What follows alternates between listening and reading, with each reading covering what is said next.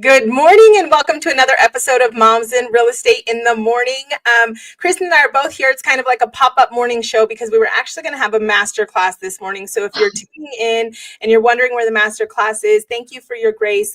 Unfortunately, Michelle did have a family emergency and we were just not equipped to discuss all the things that Michelle was getting ready to give us. So we're going to get that rescheduled either with Michelle or someone else around investment properties, but we will get you that master class for sure. But today I'm excited because Kristen is back from her beach retreat at 30A. And one thing that she's so amazing at is email marketing. And so we're going to have kind of a pop-up talk about email marketing today. Hi, friend. Hi. I know. I love this subject. I was like, what can we talk about? Email marketing. And you said something that I'm like, everybody struggles with email marketing. And so I just thought like we could give some like kind of like why we do it and some tips and encourage you guys to make it like part of your weekly, you're going to hate me, but like your weekly practice, because I think it's so important. I think email marketing is probably one of the most underutilized, most effective things that real estate agents have that they're not actually like intentionally building, nurturing, or putting time or effort into it. I mean, I literally have I have so many emails. Like I have cold lead emails, I have past client emails, I have everything in between, right? Yeah. And I'm not doing anything with them regularly, to be completely honest. So yeah, I'm excited to talk about this because the money is the list, right? Yeah, like bare minimum, we've got to have a weekly email that goes out. So I'll tell you guys, like a couple years ago, this is probably, I want to say a year and a half ago, I went on Jenna Kutcher's email marketing class. Okay, if you don't follow her, she is fantastic. She has nothing to do with real estate, but everything marketing. She's actually a photographer who's gone into like the whole marketing like thing. So anyways, I'm on this class and at the end of it, she sells this course and I was like, I'm buying it. It was like, I think $1,000 and it was the best course I went through because fast forward from there, my email list is like 23,000 people. And a lot of it is because of certain things that she told me to do that I'll tell you guys to do on your social media. So I wanted to start by like really making you guys realize like, and I don't know if you've ever had this moment where like I've worked so hard on building my Instagram and I thought I got hacked. Like I think it was last month, Randy. And I was like, I remember I got the panic text that was like, I think my Instagram's gone. And I was like, hold on, let's like, just the feeling, you guys. And like, even with like the emails that I have, I still had that feeling. But like one thing that I thought about was just like, okay, it's going to be okay because I have all these emails. Like worst case scenario, there's at least like this other big thing I've been building. And so remember that you do not own Instagram or Facebook or like whatever. They could go away one day. So like you collecting email should be something that's like definitely always a top priority. And I'll explain like different ways that you can do that through your social medias. But I definitely like, while you're, if you're content planning every month, like you should think about like, what are reasons people would give me their email that I could talk about on my stories?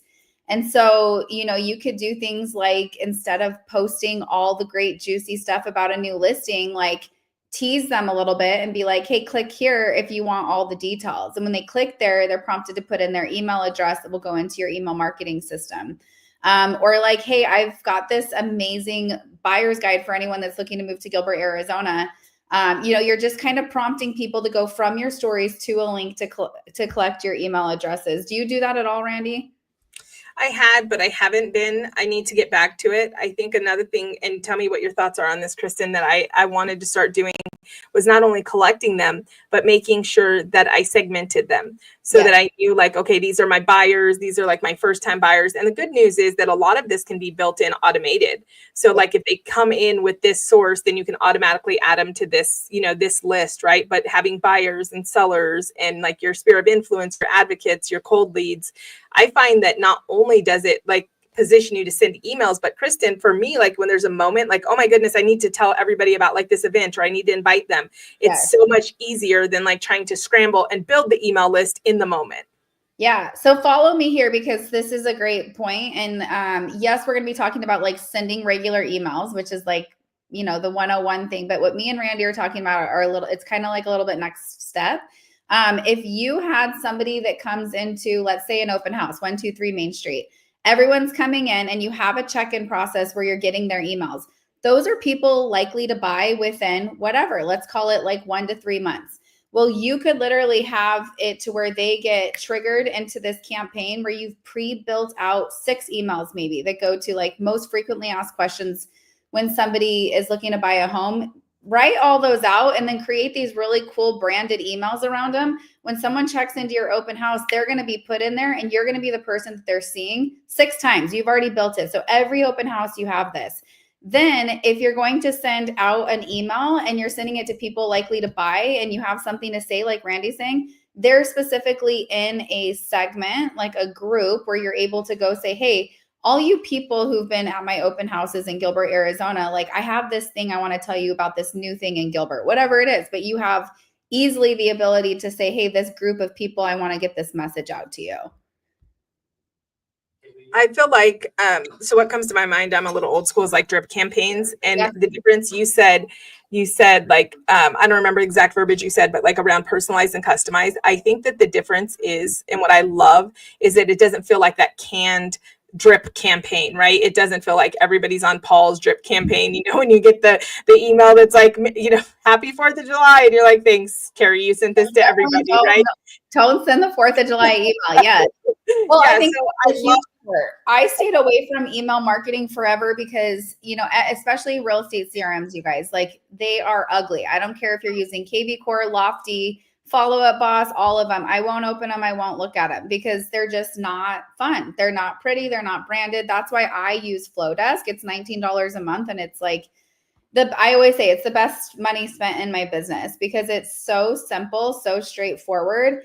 And I'm able to put my personal brand to it to where people actually like the engagement rate is super, super high. So yes, you need a real estate CRM, 100%, but you should also look at spending $19 a month for this lead generator, this email marketing thing that's more personally branded. Well, and just to jump in there, 2 things I want to say is like, there's always going to be the devil's advocate that's like, if you just put less, you'll get more opens. Like, we're not about that. We're about building a life-giving business. And so you want your brand in there. You want your personality in there because you want to attract the people you want to work with. And also, you know, engagement rates go up by 300% when there's video, and you can easily also like put a link in there. You can embed a video in there. And so that's a huge differentiator versus giving somebody a canned response when you're able to say, hey, like, thank you so much. And it does, don't make it too long. Don't make it complex, 30 quick seconds, but putting those kind of things in there are going to help them to start having an experience. And that's the biggest thing, is that when you can start to create an experience for people, and what Kristen's talking about in the way that she's creating her emails is she's creating an experience. They open it and they feel differently than when they open like a drip campaign, right? Well, think about like what's one of the number one thing. I feel like it's probably the number one thing people complain about with agents is their communication sucks. And so if you're able to literally brain dump all the things that somebody that's going to buy a home in the next 6 months needs, and you're able to type it out in a way that's easily digestible, and then also put a video in stating those things, like you're literally so many steps ahead of every other agent out there. They're going to be like, oh my gosh, that was so informational. Like, and if somebody doesn't want to watch a video, they're not going to. They can read the context, but then also for the people that do want to watch a video, you have it. And then you have video for your Instagram. Like it's really great because a lot of this content that you're using for email marketing, you can also add it into your Facebook and your Instagram.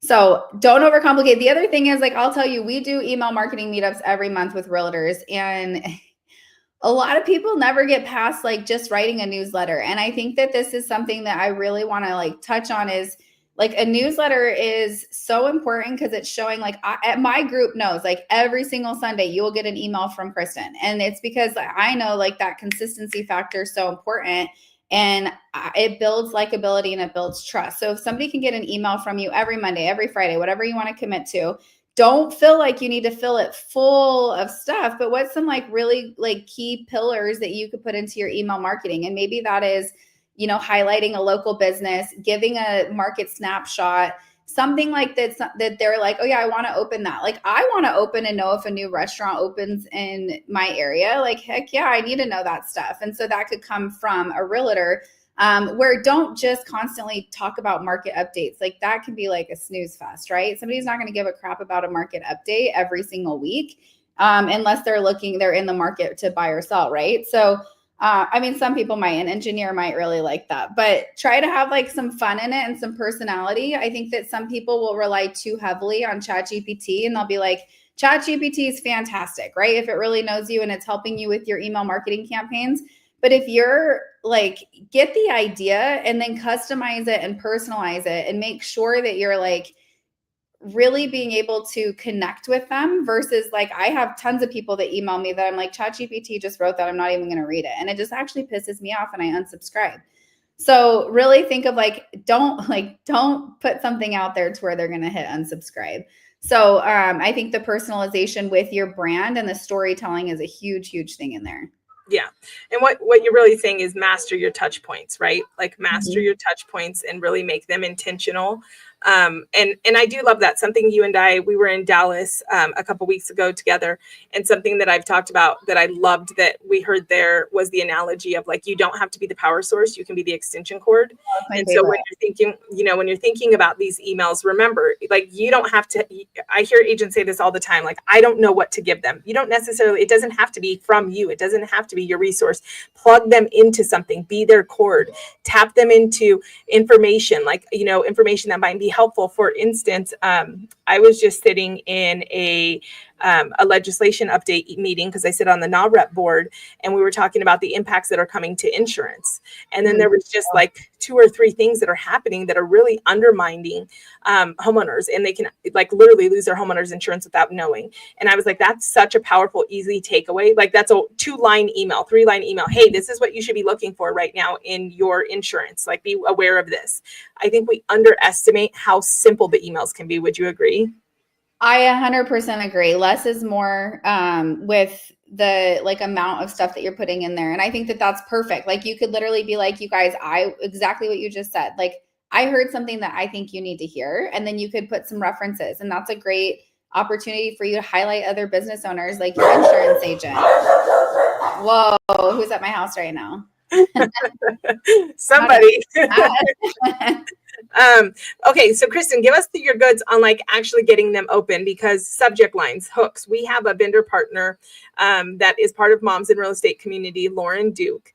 And I will tell you, I always have a heightened awareness to her emails because of her hooks. Like, she always comes in, she always slides it with something. Like, one day it was like something about Biggie. She was like, what do I have in common with Biggie or Tupac or something? And I was like, wait, what is Lauren talking about? But I think this is another area that agents get stumped. Like, we want to be honest, we want to be transparent. We don't want to feel like they got totally catfished. We don't want to put a hook there that doesn't align with the email. So what is your suggestions around subject lines? You guys, I literally will write out my email and I will put it in ChatGPT, and just for one, check for spelling errors. And 2, I'll say, is there anything that you would change in here, and what would be the best compelling subject line? I mean, honestly, that's when you use ChatGPT. Like, he's going to know and he knows my business. He knows my tone of voice. So I think it's a he. But I feel like that's what named yours yet. I think everybody's naming theirs. I haven't named mine either. I haven't named mine either. I need to, but yeah, I definitely I utilize ChatGPT for that. Before, I used Jenna Kutcher had like a cheat sheet for subject lines, and it was really great. So I basically would go to that every time I'd write an email and just try to find something that like resonated with it. And the other part too is like, I really wanted to talk about, again, like, I want you guys to be consistent with this, because if you do it here and you do it there, like, again, like, just like Instagram, if you're on Instagram and then you're off Instagram, like, the whole reason we're on there is to build trust and likability. And so I just really think that the more you do it, the more repetition, like I always say, out of sight, out of mind. So it keeps you in sight, it keeps you relevant, and it builds that trust factor with everybody. Yeah, 100%. Would you agree that like a 90-10 value rate? So like 90% of the email should be value. And then if you're going to have a CTA, if you're going to invite them to something or ask them to work with you, that should be, no more than 10% of the email, right? It should be like a small cliff note. Because I think that's what I've also seen is I've got the email that's like completely salesy, and then that turns me off.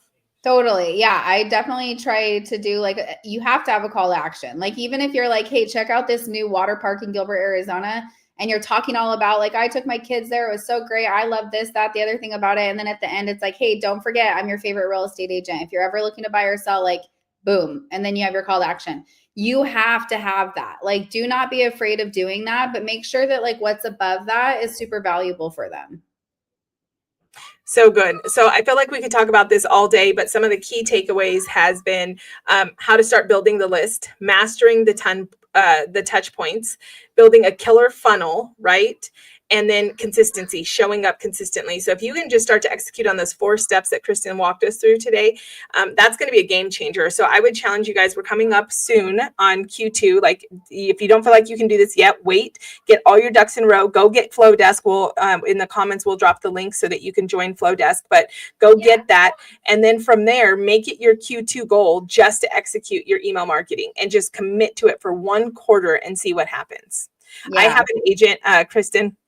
I have an agent who joined my team. We can end on this success story, but she's a seasoned agent. She does about $7 to $8 million a year in real estate. And she had really just never done emails. And so she left the company she was at to join my team. And when she did, one of the first things I did was have them set up their CRM, right? Mm-hmm. And so she wasn't actually in Flow Desk, but she was in Lofty, and she sent personal emails like, hey, I just want to let you know, like, just started sending those. She got 2 transactions immediately just because of the fact that she had never taken that approach, and she was showing up differently to that audience that she had had all this time. So I want to challenge the agents that are here, like, how many of us have that audience that we have built trust with, that we have served with, and we've just never shown up that way? And so literally she just moved them into a database and was like, hey, like, just letting them know she made a company move, and it resulted in 2 viable transactions that she's already working. Yeah. And I'll tell you guys one more success story that just happened. And this happens all week, every week you get leads, you guys. It's fantastic. If you can build this out and set it and forget it. I was just in Florida for 2 weeks, you guys. I had leads coming in every day. And guess what? Like, if somebody raised their hand and they were interested in whatever it was, an automatic email goes to them with all the details, a video, everything. And then it says, and then it's like, hey, your next thing would be to book a call. Do you know how nice it is to go on vacation and to have all of that hard work done? And like, it's done. So if you just imagine like the automation that you can set up in your business, if you're like, oh, I can never get past whatever your dollar amount is, and you're like, I'm trying to, systems is probably what you're missing. And email marketing and all of this automation is like what really, really helps you do that. Yeah, 100%.